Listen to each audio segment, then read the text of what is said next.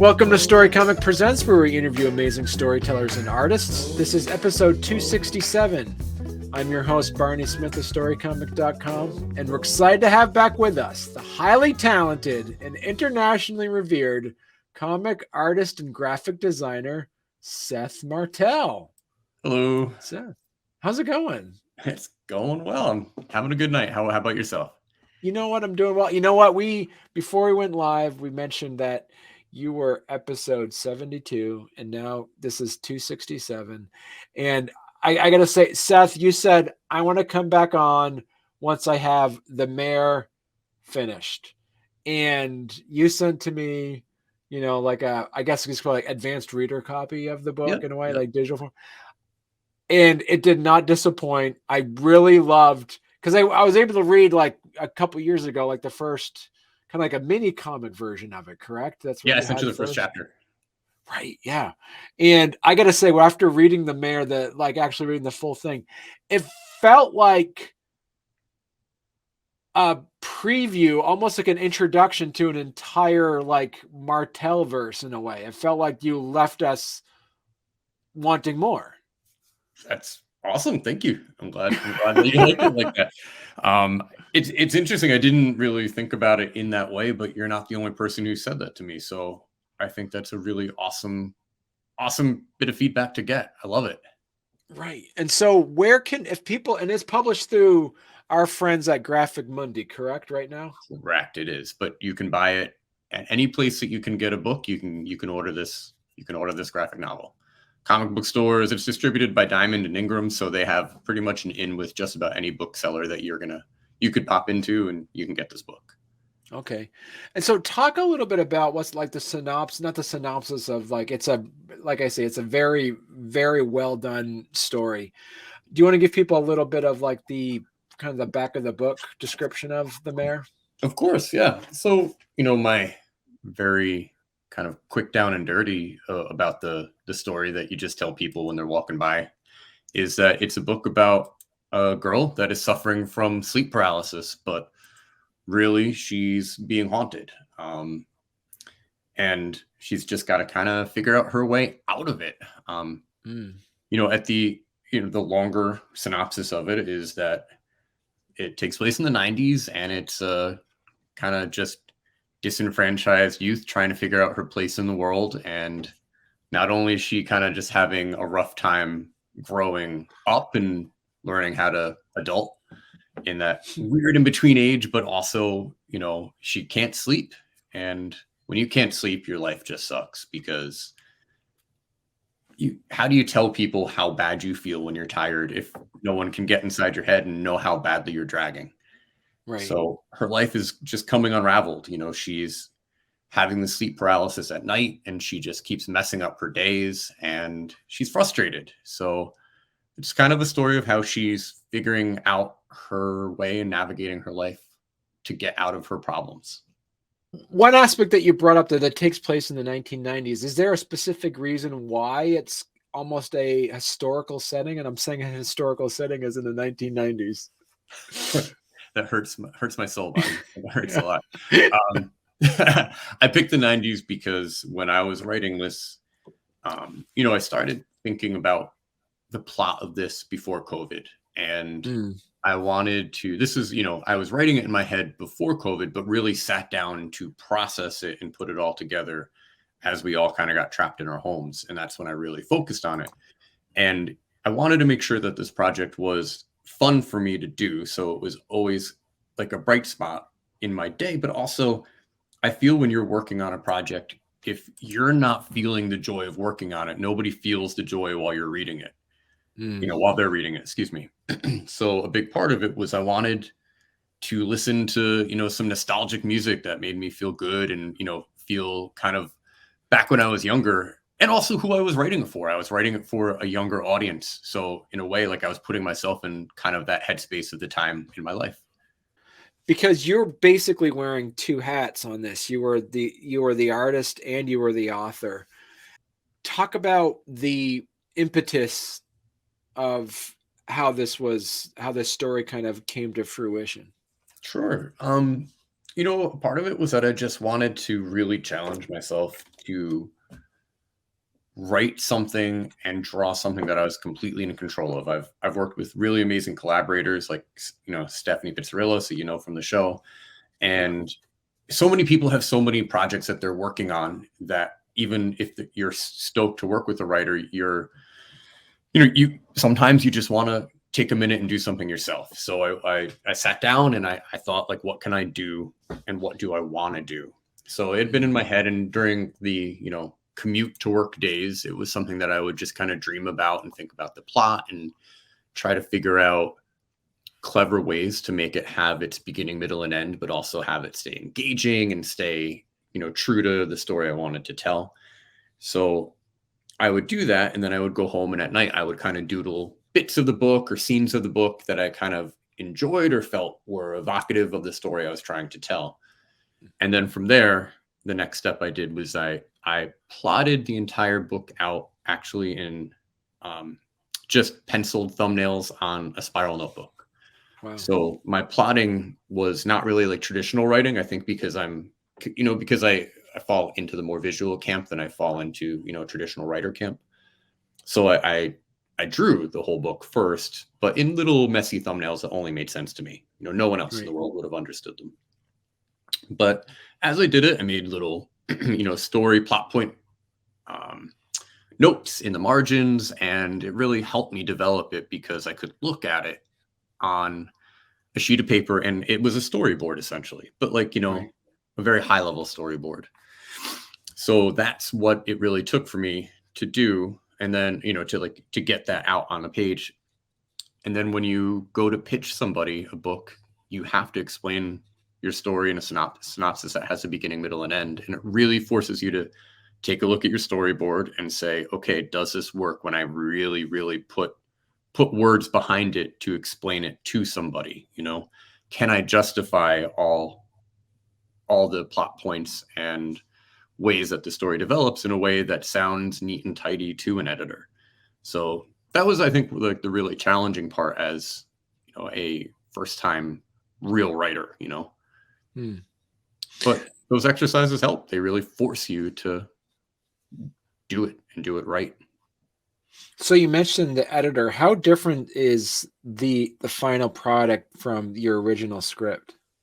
Very little changes. Very few changes. Wow. Okay. The editor was amazing. Kendra Wallow is really wonderful to work with. She's from Graphic Mundi. She runs Graphic Mundi, and she checked in with me a few times along the way. But really, I think a big part of it was proving that I had a solid final product to share with her to discuss. And she was instrumental in some really great choices, like making sure that the blue was the main color focus as opposed to coloring it. And I super appreciated that, she held me to it. She challenged a couple like parts about plot points that I needed to illuminate a little bit more on, but I was able to do that with some dialogue edits. And just overall, she just kind of really would challenge me with some questions that I think are important, because if she had them, the audience would have them as well. So, really illuminated little weak plot points that I could punch up to make the tightest story possible. Right. What I love about it too is like it almost fills in like almost like an adult Disney-esque story, because it's like the standard of like a single father. Like there's always this but like how did you decide on what the backstory was going to be for that? How did that work for you? Gosh, I don't know. That's really, I don't know. The characters kind of wrote themselves into like having their own history in their head as I put them into the story I wanted to tell. I knew I wanted to have somebody who was in a frustrating phase of her life, and maybe that like extra was put in because of COVID. Maybe, I was feeling frustrated, but I really feel like a YA book, people relate to that at that age. There's just not everybody knows the clearest path of their life right then, and so many people around them feel like they do. Even if they don't, they're probably just faking it out. So I wanted it to be obvious that this girl was struggling, not in like a terrible way, but just like that average, like can't get out of her funk and can't get out of her own way kind of feeling. And so the cast of characters around her naturally kind of wrote themselves as to like who would help shape her journey. There seems to be like a couple types of creatives. Those when COVID hit, they were like, I am completely drained. I'm just going to watch Netflix all day. And then there's others that were, I got all this time now. I'm just really going to take advantage of it. How did doing the Mare, how did this fit for you? It was an amazing blessing of time, truthfully. It was so strange, but I just couldn't wait to have the time to draw because my life slowed down. I had this story in my head that I was really excited to someday get out there, but I just never had the opportunity to really spend the time writing it, because the writing and making sure like the writing was thorough and complete and made sense. That's where like I really had to sit down and, as an artist, I'm used to doing, but writing, you have to think and kind of mull things over and tweak. And it's, to me, it feels a more passive action because you're trying to shape and form. We're drawing. I can actually like get a product out there that you can see right away. So it's just very different for me. And so that time was a great time for it. And I think it just afforded that opportunity because before that I'd only drawn. Right. And so before that, did you, while you're doing this process, you also still had jobs coming in. How were you able to balance your own passion project with your day-to-day work? The more work I have, the more I feel like I'm more focused when I am doing things. But the other thing was this project had no true deadline, which was awesome. It made the story, I think, better because I didn't have to rush myself. I didn't have to cut corners. And I also only forced myself to draw when I was happy, and draw when I was excited to create something. So I did take some breaks along the way. And I did, give myself a moment where I wasn't in the mood to draw, or if I was if I just was too tired. I didn't want to put a bad product forward that nobody was making me do, Right. And so what would you call the genre for this? So I call it a YA coming of age. Some people think it has some horror in it, but it's light horror for me because that's just my history is with haunted houses, and I worked in that area, in that field for a long time.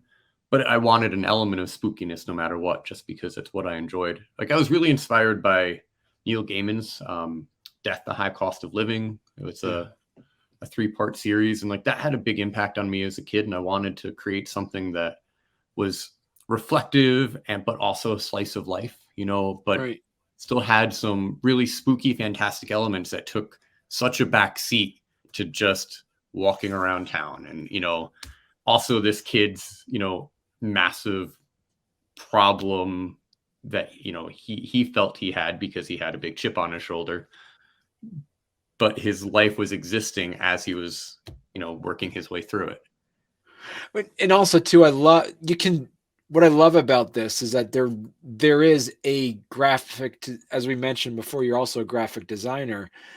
So how important did you take your graphic designer hat on when you were actually creating the layout of this comic book?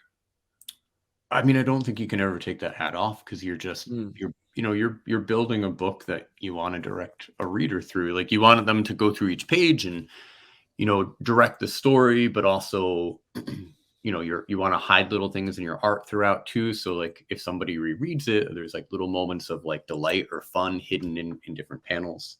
But, as the graphic designer, it gave me the choices to use word balloons as well to move people's eyes through a page, which I think are important because you just don't want to have a lot of dead space in a page unless it's actually propelling the story forward in a way. Based off of the story, without giving anything away, you pretty much know how it ends. You as the author know how you want it to end. But did you was it always your sense to insinuate that this could actually be an ongoing series in a way as well? No, not in the least.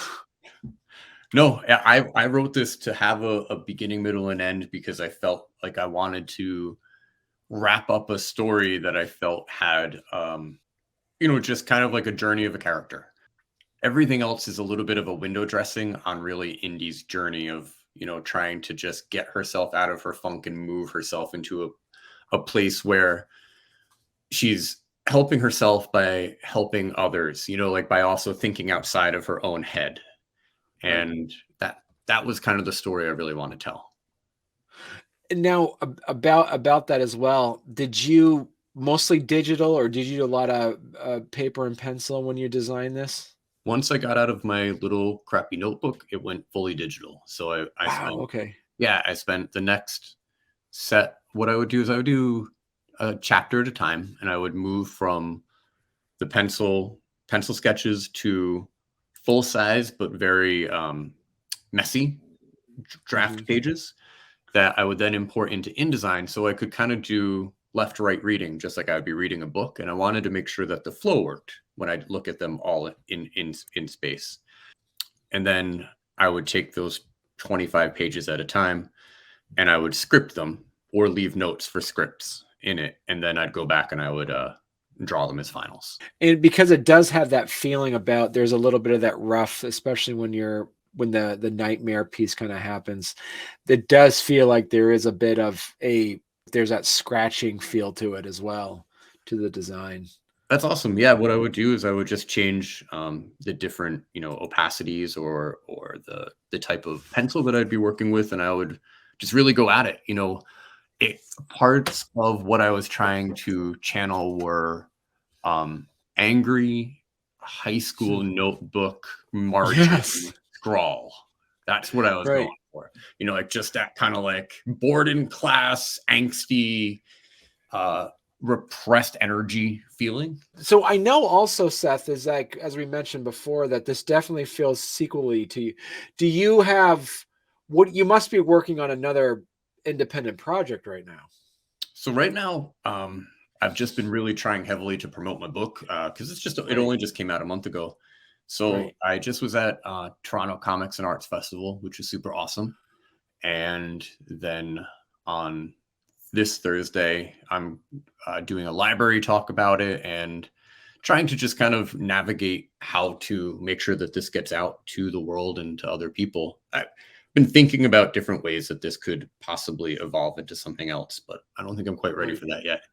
You have a very distinct storytelling style, but also a very distinct art style that seemed would be able to fit within multiple parts of that world that you've kind of created upon yourself. Some world building aspects to this by having like making up a band and all this in the town. But what aspects that you are proud of, that you tweaked, that you were happy about as it came out? I liked that as the story progressed and I was building around these characters, I did try really hard to make the donut shop feel real and make sure that, everybody knew that her dad ran the donut shop, but you never saw him, but, he was always in the back room slinging donuts. And that, there is a passage of time that I thought was important because, the world is moving even if a character's life feels static. So I wanted to make sure that the seasons changed and their wardrobe got warmer. And, as it moved along, like little leaves would be falling off. They went from summertime at the beginning to fall at the end. And I tried very subtle cues to make sure that like their clothing was informing the audience of it, whether the audience realized it or not. And those are little things that I'm proud of because I wanted the world to feel like it's a real place to people reading it, that they can imagine things happening off panel or like a boring day at work for Indy at the donut shop is still happening, A part of it too is like part of the graphic design on that is also just the framing piece. Were you deliberate on having like the frames of your comic strips to kind of also reflect some of that back, as you said, back of the notebook scribbling? Yeah, I wanted it to feel rough because, the emotions of the character are raw. So I wanted everything to have a raw edge to it because Mm. I wanted you to get a lot of small clues without actually realizing. Like I wanted unconscious clues that you'd read and process, but not necessarily know why you were picking them up. So Right. the feel of the book, I wanted to not feel like it was aggressive, but just feel like a little bit frayed, just like you Mm. are when you're sleepy, you're just a little bit on edge, or like things aren't just feeling smooth. They're just a little bit. And so when you did that, we put this together, were you also the one that did all the lettering as well? I did. I Okay. did. Yep. I did all the lettering. The graphic designer for Graphic Mundi was really awesome. Went to the same university I did, which was really fun to find out.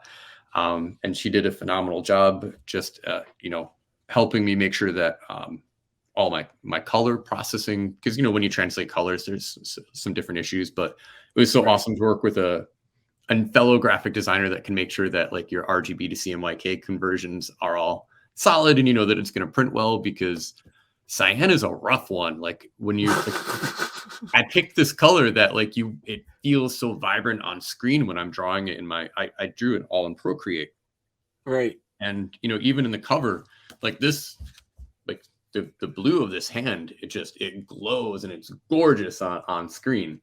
And then the minute you print it, I had to take 14 different passes at just trying to get this to feel bright and not just a flat receding blue. So it was great to know that like after I'd put the time and investment in, that someone would be there, checking the press and making sure and understanding where my nerves were. So talk to us about the symbolism of color in your book as well. Like when you think about color, like, the blue symbolizes a lot of things. Like it's this beautiful, beautiful color, but like also like you can make it feel very evocative and spooky. And it helped symbolize the presence of Indy's frustrations and her sleep paralysis. And it gave me like a lovely way to kind of signify to the reader, as she was falling asleep, how it was creeping into her psyche. And it also, I loved all of like the cyan to indigo tones that I could actually put into it. Right. It gave the depth. That also, like the shock of blue in her hair was very, on trend of the like 90s time that the character is, but it also helped show the reader like you could trace her around a page, because she was like one of the bright focal points with the blue hair too. And I liked that the blue hair tied her also to the ghostly sleep paralysis she was dealing with. Did you, I'm just really curious too, did you like study on how to write a graphic novel, or is this just kind of like through osmosis of being surrounded by comics your entire life that this kind of came to you? Just reading good graphic novels and listening to feedback as you work with other good writers. I think you learn a lot from working with good writers too. So when you get feedback about something you're working on as like part of a group and part of a part of a creative team, you always try to listen to what everybody's saying, even if you're not the writer, because and I also think a good writer listens to the feedback that an artist gets too, because it helps them write better. But yeah, no, I didn't take any specific classes. I just think that always remembering that like everything in your book has to happen for a reason. Right. That reason can be world building, but it should propel the story along. Right.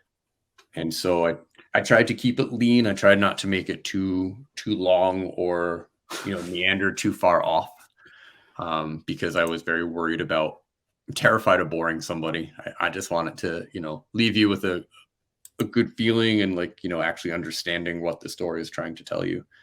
It's over 100 pages. The graphic novel is over 100 pages long. Sure. It's great. And I got to say that like how you have the initial introduction of the main protagonist, and what you're able to do, and this is also from the graphic design perspective, is like at the end of the second page, you need to give the person the reason to flip the page. The story does progress very well. What's your advice for those that were thinking about trying to get their own graphic novel published? Sure. I think regardless of the projects that you have and you're working on, it never will be detrimental for you to also do small projects on the side. And it lets you experiment with different publishers, anthologies, and gets you working relationships with them. But it also lets you know what the catalog of that publisher is like, and what they're looking for, and you know what they'll listen to and be receptive to, because you know, each publisher is trying to fill their catalog with books that are pertinent to them and books that make sense to their line. So you have to know why you're relevant and why your book is relevant. So, and who your book is relevant to, that's incredibly important. So I think it could be the best book in the world, but if it's not the right fit, it's not the right fit. It has nothing to do with, you know, your work. So, you know, everybody gets rejected, even if something is amazing. It just has to have its right home. Right. That's a good point. And it's, what would you say that so through Seth Martel, what are some good homes that you see your product kind of evolving into? Are you going to stick with Graphic Mundi? Are you going to try to write products that seem to fit within their mission and values? I mean, I would never say no to working with them again. They're a phenomenal partner. And I recommend anybody looking for books and reading material to check them out. They have such a rich library and such cool diversity of, you know, from graphic medicine to immigrant journeys to stories of memoirs that deal with, you know, intergenerational trauma or loss, or just, you know, crisis of faith. I think that they have built this cool, rich world that, you know, reflects such a broad library. And it's just, they really, you know, they give amazing points of view. And, you know, when I was at the TCAF table working with them, and it was not hard to sell. Like every book that was there, I could, you know, talk to somebody about, and why it could be interesting to them if it was, you know, something that they were curious about. Right. And so they can find that at and it's a nonprofit as well. It's a .org. Well, it's part of their parent publisher is Penn State University. Right. Right. So this is a graphic, well, it's originally graphic medicine imprint, and then it's evolved into a full graphic novel imprint. Right. You do help do art for a podcast. Yeah, I do.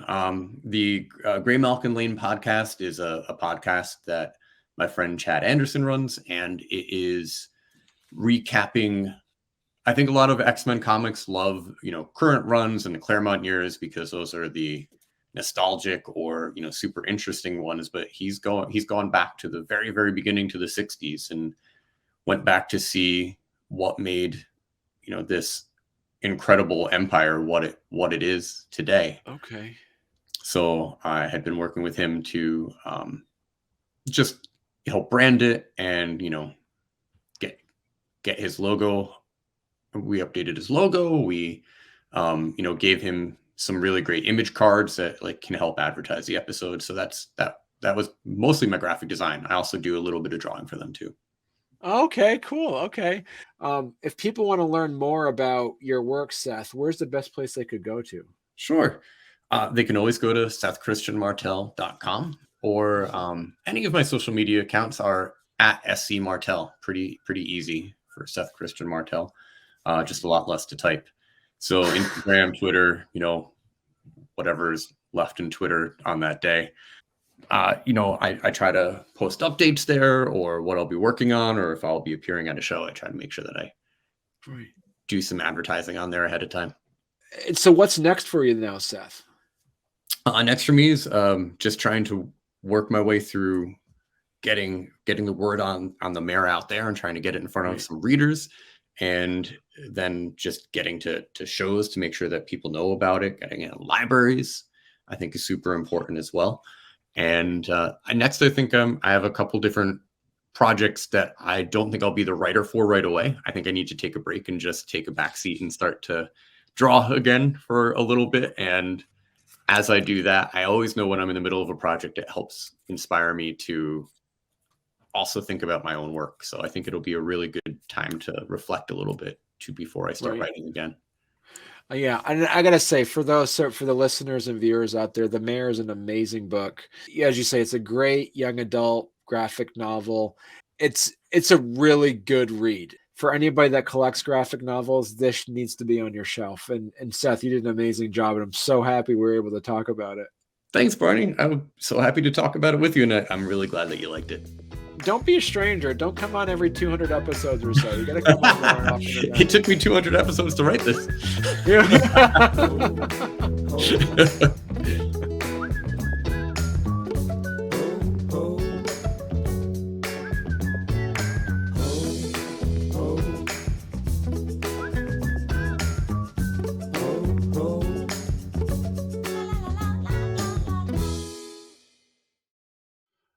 Let me just edit that little section out because I took the time to dump my tea from my other one and back into another one. So let me timestamp that. No more disappearing teacups. No more disappearing teacups. So